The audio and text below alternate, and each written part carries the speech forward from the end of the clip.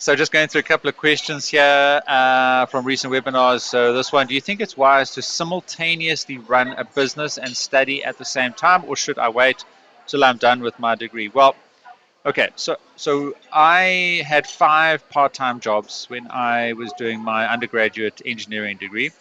Just off the top of my head, I was a DJ. I had a mobile disco that I would go and do parties on the weekend and in the evenings.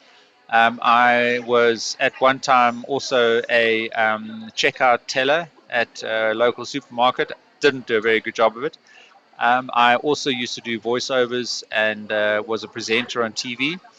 I also used to ride around on my motorbike to all the different shops and merchandise various magazines. So the magazine publishers wanted to make sure their magazines were well displayed in the shops, and I would go around, count them, and check on, all the different piles and the layouts of all the magazines in the different shops.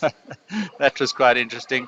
Um, so those are my jobs. So my recommendation would be, you know, if you have the time and the energy, and it might be a little bit of a stretch, it's not like we're all sitting around with hours and hours of spare time every day to go and run businesses. But if you are feeling like maybe tend to waste time and would rather be productive with that time and earn some money with that time, then the question is, I think, more a sense of, given that, do you risk losing focus on your degree, or do you risk affecting future chances of getting employment? Now, I can tell you, every single job application that I sent out, certainly the early parts of my career, I actually put there, ran my own business, mobile disco. Oh, and I did a newspaper round. I used to do newspaper rounds. I used to go and deliver newspapers on my bicycle, to earn a little bit of money.